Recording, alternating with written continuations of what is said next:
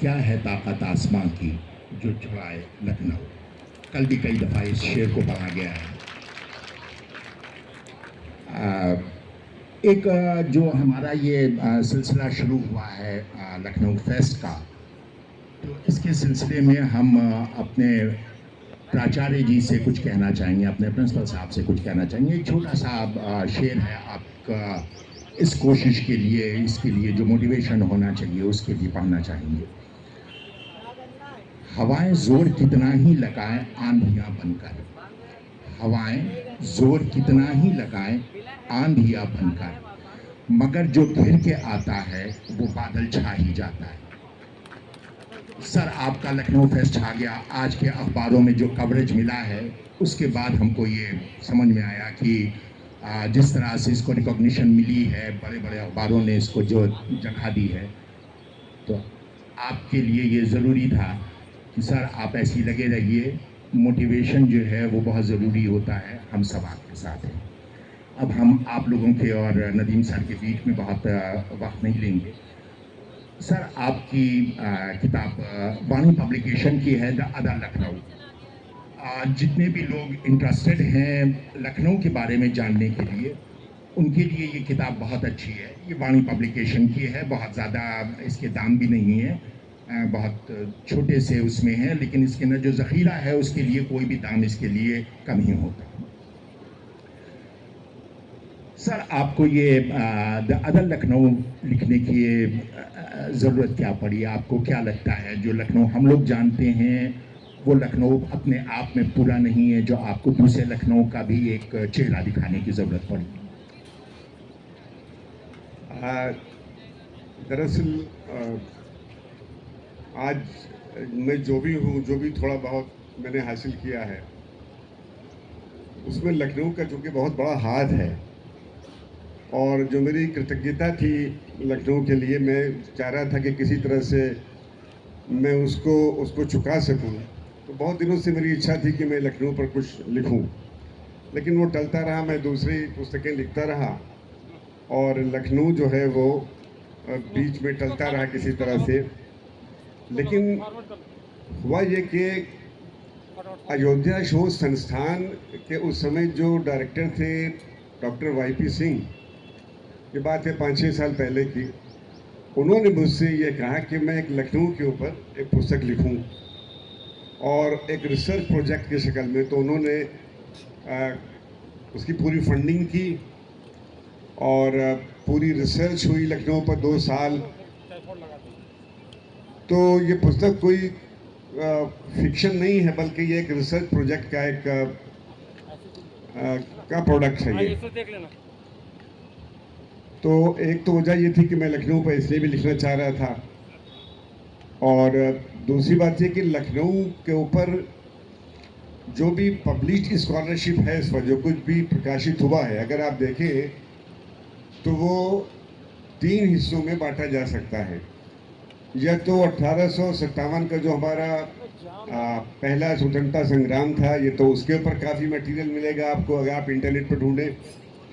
या दूसरा आपको जो लखनऊ के मॉन्यूमेंट्स हैं, यहाँ के इमामबाड़े वगैरह जो हैं, उस पर आपको बहुत मिलेगा। और तीसरा जो लखनऊ के जो नवाब रूलर्स थे, उनका जो पैलेस कल्चर था, जिसको बहुत से स्कॉलर्स ने बहुत स्पाइसी कहानियाँ बना के और मसालेदार बनाकर उसको बहुत बेचा है, जिसको यहाँ के नवाब और वहाँ के उनके मुजरे और तवाई वगैरह वगैरह इस तरह के तमाम को। जब ये रिसर्च प्रोजेक्ट मैं कर रहा था तो मेरे मन में ये एक सवाल ज़रूर था कि ये लखनऊ के साथ बड़ी ज़्यादती हुई है ये। तो ये मेरा जो रिसर्च प्रोजेक्ट था, जिसका ये प्रोडक्ट किताब थी, जो खिलाड़ साहब बताना भूल गए, वो इसका हिंदी वर्जन जो है वो है दूसरा लखनऊ के नाम से, वो भी उपलब्ध है, दूसरा लखनऊ। तो वो ये मेरा एक तरह का प्रोटेस्ट है कि लखनऊ में लखनऊ वाले कहाँ हैं। लखनऊ की सोशल डेमोग्राफी पर बहुत कम लिखा गया। लखनऊ में किस तरह से विभिन्न कास्ट और कम्युनिटीज़ आपस में किस तरह से जुड़कर रहती रही हैं और एक साझा संस्कृति का निर्माण करती रही हैं। इस तरह की ढेरों चीज़ें, लखनऊ कैसे बदल रहा है, इसमें लखनऊ एक बड़ा मेट्रो बनने जा रहा है और इस पूरे प्रक्रिया में लखनऊ का जो ट्रेडिशनल कल्चर रहा है वो किस तरह से सामंजस्य बिठा रहा है अपने साथ। इस तरह की तमाम चीज़ें नहीं लिखी गई थी। तो ये जो रिसर्च प्रोजेक्ट था वो फोकस इसी पर था और जैसे मैंने आपसे अभी अर्ज़ किया, ये मेरा एक तरह का प्रोटेस्ट भी था उन सारे पहले के लेखकों और स्कॉलर्स के खिलाफ, इस तरह से जिन्होंने लखनऊ वालों को नहीं लिखा, सिर्फ इन बातों पर लिखा। इसमें अगर आप कंटेंट्स में जाते हैं तो जो पहला आपका है इसमें वो एक तो वो सोशल फैब्रिक के ऊपर आपने लिखा है पहला चैप्टर जो सर। दूसरा बहुत इंटरेस्टिंग चैप्टर है और उसके ऊपर एक छोटा सा शेर भी चंगेज़ी साहब है, उन्होंने कहा था, कशिश लखनऊ अरे तौबा, कशिश लखनऊ अरे तौबा, फिर वही हम वही अमीनाबाद। और आपका जो इसका दूसरा चैप्टर है उसमें मोहल्ला, मंडी, लेन्स, रोड्स एंड मार्केट्स के ऊपर लिखा है। तो इसके बारे में आप कुछ रोशनी डालना चाहेंगे कि लखनऊ के ये मोहल्लों को लेकर के और बहुत इसको लेकर के बड़े नफीस भी और कुछ बहुत जिसको आज की ज़माने में कहते हैं वल्गर जोक्स भी चलते हैं इन मोहल्लों के लेकर के, आप इस पर कुछ रोशनी डालना चाहेंगे? मैं उसमें सिर्फ एक ही बात कहना चाहूँगा, बाकी तो लखनऊ के बाद तो रोज़ अखबारों में निकलता रहता है मोहल्लों के बारे में। मैं जो इसका जो ओरिजिन था इन बहुत से इन मोहल्लों का, मैं उसके बारे में ज़रूर आपके साथ ये साझा करना चाहूँगा कि जो ये अवध के नवाब थे उन्होंने कोशिश ये की कि यहाँ की विभिन्न जातियाँ और समुदाय एक साथ रहें, मिलकर, अलग अलग न रहें इस तरह से। तो इस तरह से उन्होंने, अगर आप देखें ओल्ड लखनऊ में जो मोहल्ले बसाए नए, उनमें आप देखिएगा कि मिक्स पॉपुलेशन बहुत है उसके अंदर, विभिन्न जातियाँ, विभिन्न समुदाय सब मिलजुल। ये बात 100 साल पहले उन्होंने की थी। आज जबकि स्टेट हाउसिंग इन्वॉल्व हो गया है, प्राइवेट बिल्डर्स अपनी चीज़ें बना रहे हैं, उसमें कोई भी जाके अपना अपार्टमेंट फ्लैट से मकान ले सकता है, प्लॉट ले सकता है, ज़मीन ले सकता है, मकान बना सकता है। लेकिन उस समय, जिस समय ये आज का लखनऊ बन रहा था, जिस समय, उस समय उनको ये ध्यान था कि यहाँ के लोग आपस से बहुत मिलजुल कर रहे हैं। तो जो साझा संस्कृति जो हमारी विकसित हुई है लखनऊ की, उसमें इस सोशल डेमोग्राफी और इस सेटलमेंट पैटर्न का बहुत बड़ा हाथ है। एक अक्सर जब कभी भी सोसाइटी में जाते हैं, समाज में जाते हैं, तो वहाँ पूरे लखनऊ में ये कि दिल्ली और लखनऊ में कल्चर के मामले में कौन बेहतर है, किसकी तहजीब बेहतर है, किसका खाना बेहतर है। और इस पर एक शेर भी कहा गया है, हो मीर का ज़माना कि मौजूदा वक्त हो मीर का ज़माना कि मौजूदा वक्त हो, दिल्ली से लखनऊ की हमेशा ठनी ही रही। ये क्या वजह है कि लखनऊ और दिल्ली के बीच में एक अजीब सा कंपटीशन रहा है? यहाँ का जब मिर्ज़ा गालिब साहब यहाँ आ रहे थे तो उन्होंने भी कोई बहुत अच्छा शेर लखनऊ के लिए नहीं पढ़ा था, उन्होंने भी लखनऊ को बहुत एक अलग तरह से पेश किया था। हाँ, ये ज़रूर है कि लखनऊ एक ऐसा कल्चर, एक ऐसी जगह रही है हमेशा से कि कोई भी बड़ा शायर ऐसा नहीं है जिसने लखनऊ पर बिलखुसूस कोई शेर ना कहा हो।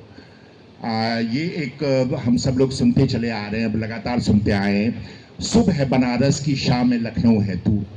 तो आप कहीं भी जाइए, किसी भी अगर दो आप सिटीज़ का आपस में, दो शहरों का जब कभी भी आप कंपैरिजन करते हैं तो उसमें लखनऊ कहीं ना कहीं आ ही जाता है। देखिए, मैं साहित्य का छात्र नहीं रहा हूँ, लेकिन जो बात मेरी समझ में आती है वो ये है कि लखनऊ और दिल्ली की जो मेन राइवलरी थी वो उर्दू शायरी को लेकर थी। और लखनऊ की जो ज़बान है और जो दिल्ली की ज़बान है वो एक जैसी नहीं है। तो लखनऊ वालों को बहुत हमेशा इस बात पर गर्व रहा कि जो उनकी भाषा है वो बेहतर है। और गालिब को छोड़ के जितने भी बड़े शायर थे दिल्ली के, सिर्फ गालिब बड़े शहरों में थे जो लखनऊ में जी, नहीं आए। और लखनऊ वाले गालिब साहब को भी नहीं छोड़ते हैं। कहते हैं कि हिंदुस्तान में 3.5 जो हैं बहुत मशहूर शायर हुए हैं, उनमें 3 शायर लखनऊ के हैं और आधे मिर्ज़ा गालिब हैं। तो लखनऊ वालों के अंदाज बयान भी अपने आप में एक बहुत खूब होता है कि उन्होंने गालिब साहब के लिए बहुत खूबसूरती से उनके ऊपर तंज भी कर दिया और लखनऊ की जो है वो अबतरी भी दिखा दी। जी आप। मैं एक शेर आपको सुनाना चाहता हूँ जो लखनऊ वाले अपनी ज़बान के बारे में जिस तरह से गर्व करते हैं उसके ऊपर है। वो शेर है, दावा ज़बां का लखनऊ वालों के सामने, इजहार मुश्क भू गजालों के सामने, यानी किसी जो कस्तूरी वाले हिरन के सामने आप कस्तूरी का बखान करेंगे, ये है इजहार भूए मुश्क गजालों के सामने, दावा ज़बां का लखनऊ वालों के सामने। तो ये जो लखनऊ था वो अपनी ज़बान पर बहुत गर्व करता था। और हम बाद में भी इसके ऊपर आएंगे कि यहाँ का जो एलीट क्लास था, जो कुलीन वर्ग था, वो तो था ही अपनी जगह के ऊपर, लेकिन यहाँ का जो अवाम था यहाँ पर फेरी वाले, हद तो ये है कि उनकी ज़बान भी अगर देखी जाती थी अभी कुछ दिनों पहले तक वो देखी जा सकती थी। जैसे मैंने अपने अपने कॉलेज डेज में भी फेरी वालों को इस तरह से आवाज़ लगाते सुना है, जैसे कुल्फ़ी वाले बेचने आते थे तो कुल्फ़ी खा लीजिए न जाने किसकी याद में घुली जा रही है, इस तरह की। या एक वाक़या, जब मैं ये इस पर फील्ड वर्क कर रहा था अपनी इस रिसर्च प्रोजेक्ट में, तो गर्मी की शुरुआत थी और खीरे उस वक्त आना शुरू हो गए थे। तो यहीं अलीगंज के पास ये विष्णुपुरी का जो कॉलोनी है उसी के सामने वो ठेला खड़ा हुआ था। तो मैंने गाड़ी रोकी अपनी और कुछ खीरा लेना चाहा मैंने उससे। तो बहुत पतले छोटे महीन खीरे, जैसे लेबनीज खीरे होते हैं वो, उस तरह के वो थे वहाँ पर। तो मैंने उसे दाम पूछा कि, तो उसने बहुत एग्जॉर्बिटेंट उसके दाम बताए मुझे। तो मेरे ज़बान से लिखा, मैंने कहा कि इतना महंगा? उसने मुझे सर से पैर तक देखा और उसने कहा, बाबूजी अभी अल्हड़ बतिया है, दाम तो ज़्यादा हो गए ही। मैंने कहा यार हम तो तुम्हारे पर फिदा हो गए इस बात के ऊपर।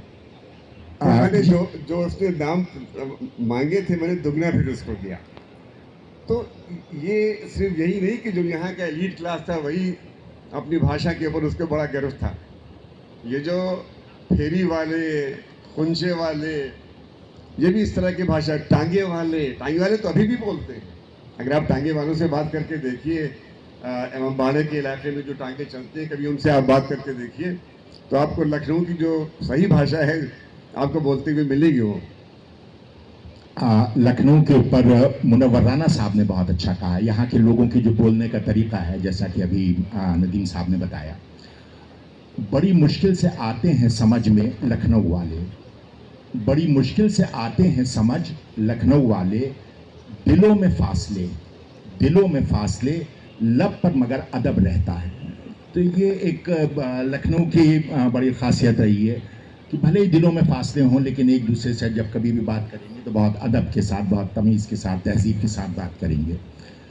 और चारबाग के ऊपर अगर तांगे वालों की बात की जाए तो हमने वो दौर भी देखा है जब यहाँ पे आते थे स्टेशन पे तो लोग कहते थे, हुजूर कहाँ जाएंगे, आइए आप तशरीफ़ रखिए, पैसों की क्या बात करना, आपका शहर है, आपका तांगा है, आपका रिक्शा है। आज आप अगर चारबाग पे उतरते हैं तो कहते हैं, अंकल किधर जाना है, गोमती नगर के 100 रुपये पड़ेंगे। तो ये एक बड़ा फ़र्क आज आया है लखनऊ के बातचीत में।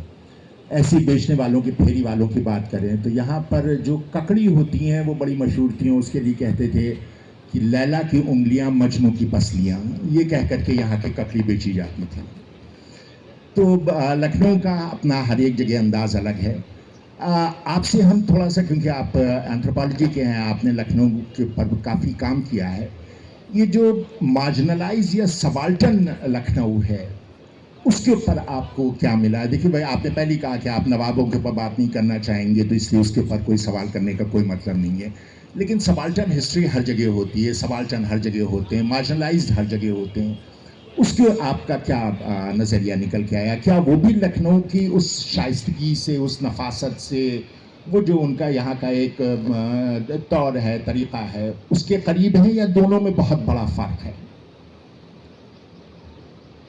जब हम मार्जिनलाइज सेक्शंस की बात करते हैं तो वो सिर्फ सोशली या इकोनॉमिकली मार्जिनलाइज नहीं होते हैं, वो लिंग्विस्टिकली और लिटरली भी मार्जिनलाइज होते हैं। तो ये तो नहीं कहा जा सकता कि जो यहाँ का सबाल्टर्न और मार्जिनलाइज सेक्शन था, जिसको बिल्कुल नज़रअंदाज किया गया था, लखनऊ के कहार, लखनऊ के